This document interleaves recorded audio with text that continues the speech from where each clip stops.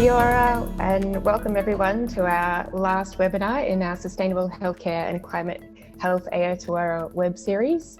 I'd like to begin this webinar by acknowledging the traditional owners of the lands that I'm calling in from in Melbourne, Australia, the Wurundjeri people of the Kulin Nation, and pay my respects to their elders past and present. I'll be facilitating this session today. My name's Carol Beanie and I work for the Climate and Health Alliance, managing their sustainable healthcare program and coordinating the Global Green and Healthy Hospitals Network here in the Pacific region.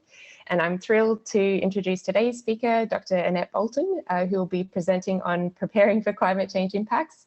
What can Aotearoa New Zealand learn from Tonga? Annette is a senior scientist at ESR, the Institute of Environmental Science and Research, which is a Crown Research Institute based in Christchurch. She's an interdisciplinary scientist working on cross-cutting areas of climate science, environmental science, and health. She started her career as an environmental scientist working in occupational and environmental health at the University of Manchester in the UK, and ended up in Aotearoa via Hong Kong and Singapore, where she had studied paleoceanography. Annette returned to Aotearoa in 2016, where she started to work integrating climate and health with a focus on adaptation. Please remember to ask your questions using the Q&A function in Zoom as we go, so we can jump straight into your questions after Annette's presentation. So over to you, Annette. Thank you. Thanks for that introduction, Carol, and kia ora, everybody. Thanks for coming to listen to this talk, which is about preparing for climate impacts. What can Aotearoa New Zealand learn from Tonga? And I'd just like to acknowledge the people that made this happen, that my colleagues at ESR and colleagues at CDHB, Canterbury District Health Board, and colleagues at the Ministry of Health in Tonga. So Jeff Kira, he already talked about the global mismatch between greenhouse gas emissions and the burden of climate change. And this figure on the left, the pie chart, is just to illustrate the share of global carbon dioxide in 2018 from the Pacific Islands, and I included New Zealand in there just for reference, versus the rest of the world. And you can see that the share of carbon dioxide is minuscule compared to everywhere else. And when you think about where these Pacific Islands are in terms of their geography, their development stage, and sometimes limited resources, they are extremely vulnerable to climate-related impacts. And Tonga is one of those areas. And I just put a map on there on the right, just so you can see where Tonga is. It's about 3 hours from New Zealand, and it has a population of about 100,000. So some of you might be wondering why the focus is on Tonga, and really it's because ESR has a really good relationship with the Ministry of Health there, and thanks to my colleagues Jan Gregor and Matthew Ashworth, who've been working in the area for a really long period of time, and they've established some really good relationships there. And I was very fortunate to be able to go and visit Tonga and meet the people who work at the Ministry of Health. And it was also serendipitous that at the time the government was building on their Joint National Adaptation Plan, their second one. The Joint National Adaptation Plan, it's a strategic action plan that combines climate change and disaster risk management initiatives for the next 10 years. I think this is a really interesting way of looking at planning against climate-related and natural hazards in particular, because New Zealand also has those kind of risks as well. So it's quite interesting framework that they use. And it recognises the similarities in the impacts of both natural and climate-related hazards. And quite often the adaptation actions that they specify are pretty much the same. So during our trip to Tonga, we were invited to attend a workshop and discuss some of the plans that they had for their new adaptation plan. And afterwards, we had a really good korerua chat to the people working in the health sector about some of the impacts that they were already experiencing. And the Ministry of Health had asked us, is there a way that we could help health have a stronger voice in that process? So we went back to New Zealand and we had to think about what we could best do to support the Ministry of Health. And we came up with a vulnerability and adaptation assessment, which I'll talk about next. On the left of this figure, there's a front page of the Joint National Action Plan for Tonga if you're interested in finding it. I'm happy to send you a copy. So, as I said, we piloted a health vulnerability and adaptation assessment over 2 days in 2018. And really this was to provide a number of outcomes to support the Ministry of Health there. So one of them was to improve the understanding of the linkages between climate change and health, particularly with the non-health sectors. We felt that was really important, that the non-health sectors had a really good understanding and grasp of what the health impacts might be, particularly from changes or mitigations or adaptations that they may be thinking about and how that might relate to health in a good way or a bad way. The second one was to provide a baseline of changes in disease risks and protective measures for the Ministry of Health. So there've been a few desktop studies looking at the risks associated with climate change, but nothing in great detail. The third was to think about prioritizing actions, gaps and opportunities that relate to climate health. And the final one was to provide the opportunity for building capacity and strengthen the case for investment in health protection. And this is something that we found was really important, that the health doesn't really get a fair share of the funding that is available in the Pacific. And we wanted to try and make that change if possible, or at least to influence that change. Now on the right, there's a diagram. It's a sort of generic vulnerability and adaptation assessment, thinking about health as a focus. So at the top, you've got your different climate impacts. So they may be things like increased temperatures. Underneath in the middle, you've got exposure. So the exposures might be things like extreme heat, poor air quality, reduced food and water quality. And underneath at the bottom are health outcomes, and they might be things like heat-related illness, food, water, and vector-borne diseases. And to the left and to the right are the different modifiers. So these are things like environmental, social, and behavioral modifiers. And these are things that can alter the social, economic, and cultural determinants of health, which in turn may negatively impact the environment in which people live and work, or increase the risk of different types of diseases, including also non-communicable diseases.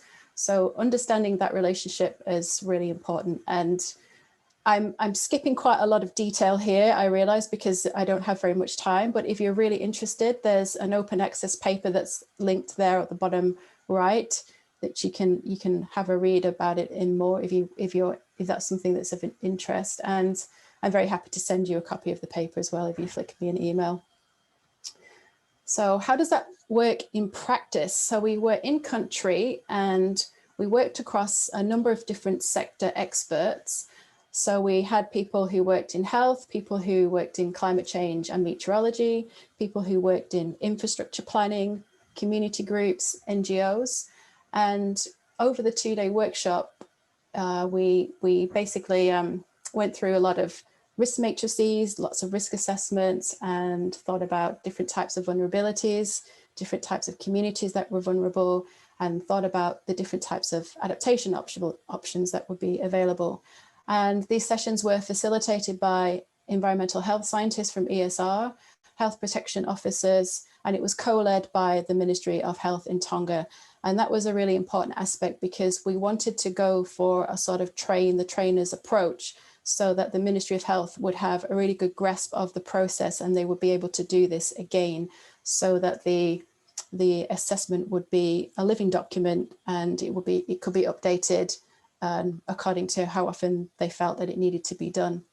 It was very much a qualitative exercise. Obviously, there's only so much information you can collect within 2 days, but it was a good baseline to start from.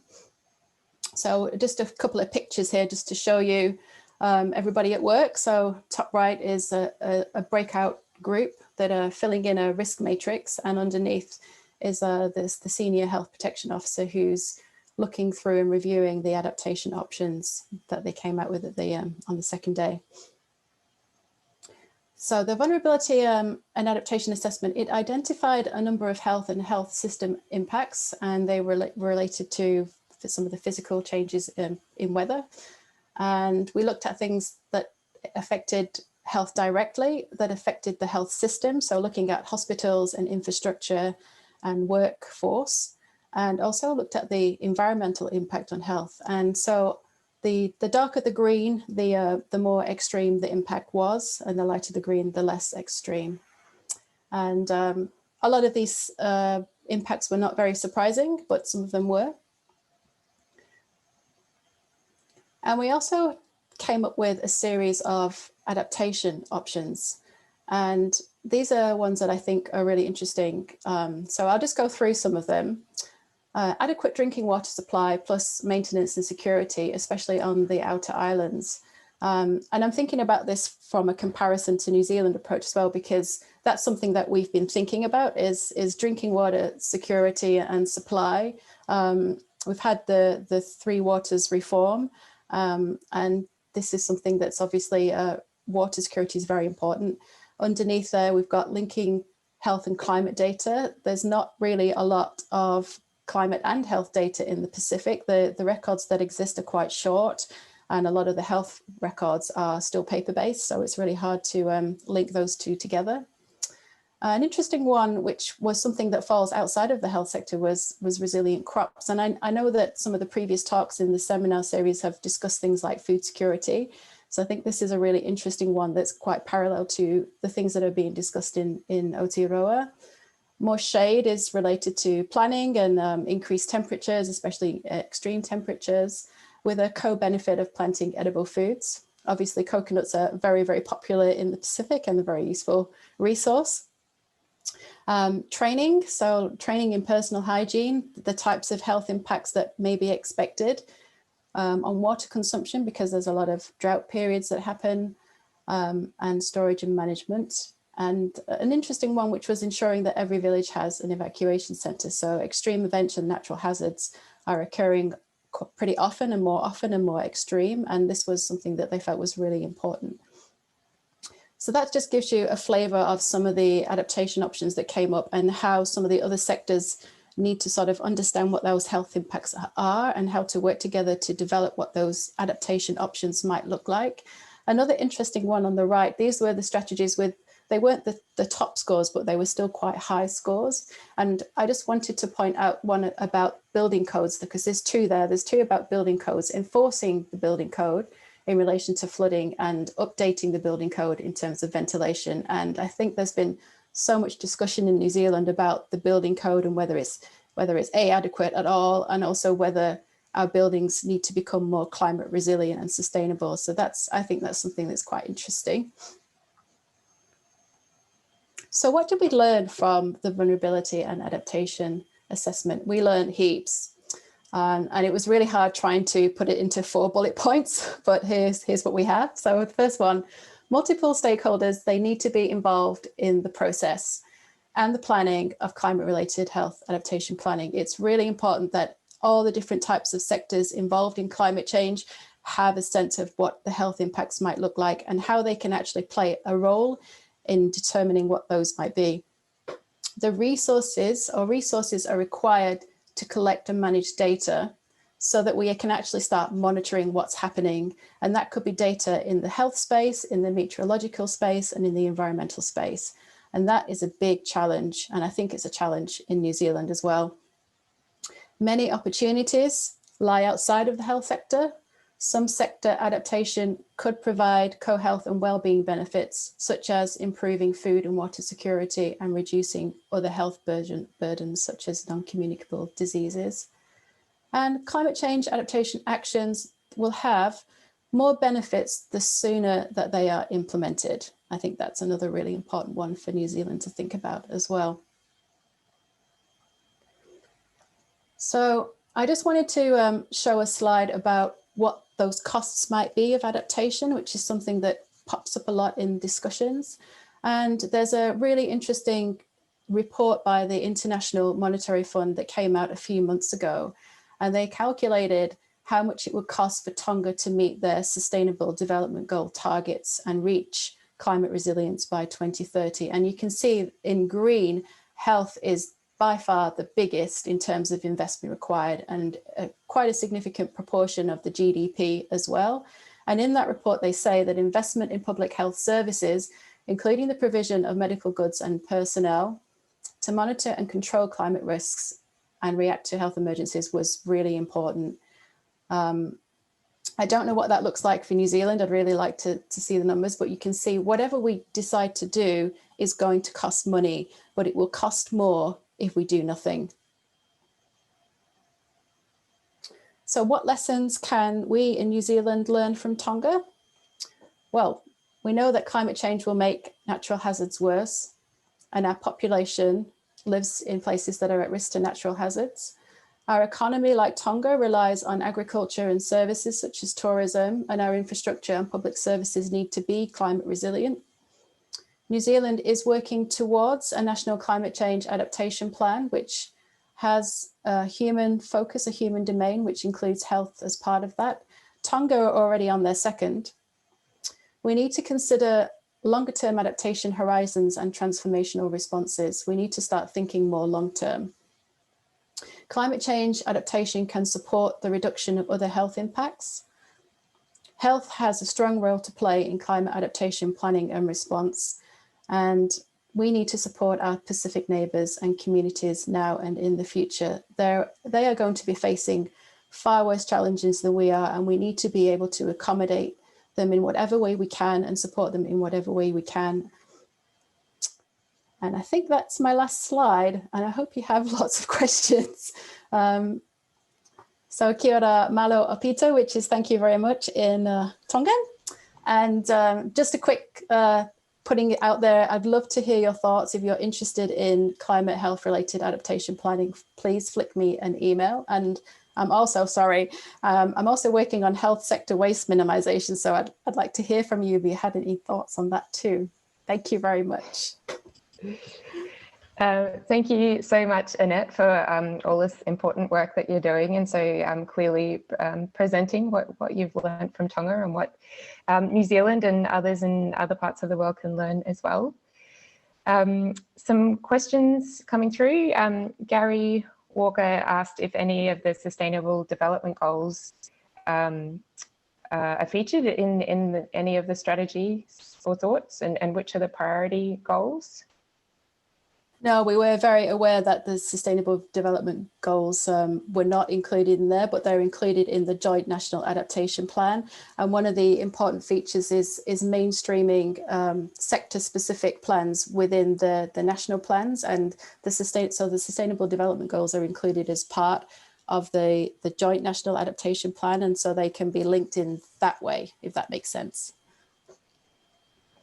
Thank you. A question from Margaret. How does this work fit in with the New Zealand National Climate Change Risk Assessment? Oh, that's a good question. It's really hard to say because New Zealand have only just started their risk assessment. So they've developed, I don't know how much you know, we have a risk assessment framework which has been, it's gone through the first phase, and out of that should pop out a national adaptation plan. I haven't seen that yet. So in a way, Tonga are well ahead of that process because they're already on their second, but you can see that the process hasn't really been equal in terms of all the different sectors, which is why we were asked by the Ministry of Health to support them in that. And that's just because the Ministry of Health is so busy dealing with other things that a lot of the senior people who work there, they're wearing multiple hats, they're doing many different jobs all at the same time. So yeah, it's how that will happen in New Zealand. I think we have to wait and see. Thanks very much. A question from Alex. The graph of additional spending to protect health is eye-opening. Is this a really good argument for demonstrating to high-income governments that it's much cheaper to mitigate than try and adapt? Or there seems to be financial as well as physiological limits to adaptation? Oh gosh, on the mitigation versus adaptation side of things, we have to do both. I think that we just have to do both. But I think the costing there was on adaptation and not mitigation. So whatever we decide to do will cost money, but we should be planning for that earlier rather than later. And I don't know, I'm not an economist. It's hard to answer that question. We need to be doing more, I hope. A question from Sandra. I think there is very much a gender construct in the success of the National Action Plan, as 1/3 of males between 18 to 25 are on seasonal work in New Zealand and Australia. Oh, sorry, I think the question's in the next part. Oh yeah, just saying that waste minimisation is a big issue, and there may be services to collect rubbish, then shipping lines are much reduced. So I think that was a statement rather than a question. A question from me, Annette. Will you and your team who have this experience in Tonga be involved in the New Zealand adaptation plan? Or have any input? We were able to attend one of the workshops, which was on the human domain, and the human domain looks at social, cultural and health risks associated. That was alongside the Ministry of Health. Whether we get to be involved in subsequent assessments or panel discussions, etc., I don't know. Would like to. I'd like to think that the whole entire health sector would have an opportunity to be able to do that. And I know in Australia there was a huge, when you guys developed your health sector adaptation plan, there was a huge consultation across the whole of the medical and health sector to provide input on that. So I'm not sure whether we will follow the same route, but I'd like to think that there should be opportunities for some input. I think there's probably been, it's probably been rushed through, and I think that might be partly political. Okay, thanks for sharing, Annette.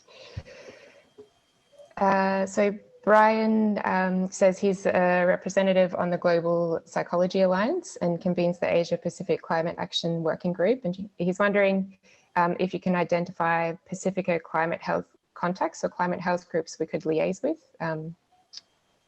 I can certainly, maybe. Yeah, if you flick me an email, I can put some feelers out there for some contacts that we have in the Pacific that might be able to help. Richard says that we can see changes in the poles as the canary in the coal mine. Could we use the Pacifica experience to help encourage the government to put more effort into risk assessment and adaptation, do you think? And what are their headline messages that we could use? Yeah, we certainly could. I think what the Pacific are experiencing now will be similar to what New Zealand will experience if we don't meet the 1.5 degree target to try and keep emissions down. And the scary thing is that, yeah, a lot of it is out of our hands in a way, because the emissions are not being produced by New Zealand or the Pacific. And so we really need to start thinking about what can we do in terms of influencing those other countries who are producing huge emissions, and also how we can prepare for what those changes might be if we don't make those targets. And it's a scary thing to think about, and I didn't want to leave the discussion on a very depressing note. It is very important to think about. And yeah, when you say that where Tonga is at is where New Zealand will be at soon, that's confronting, and yeah, something for a lot of countries to consider, Australia included. I think what might be really helpful is, as a sector, to go to the Climate Change Commission and start talking to them about these kind of things, and what we can do in terms of supporting New Zealand government in trying to think about what needs to happen and what kind of investments need to be made. Definitely. So a question from Jean, do you have any feeling of whether Tonga will actually be able to adapt successfully, or should New Zealand be preparing to welcome a large number of climate refugees from the islands, and how should we prepare? It's hard to know what's going to happen in the future. With the projections don't look great, and there's going to be a lot of money that will need to be spent in order to make the Pacific Islands resilient, but I don't think it's impossible. I do think that there will be more climate refugees coming into the country in the future for lots of different reasons, and we need to be prepared to take those on and welcome them in. So we think we might have time for one more question. Kath asks, or mentions that you didn't mention the issue of vector-borne diseases and other biosecurity risks. Are you able to say something about this and the impacts on health and well-being?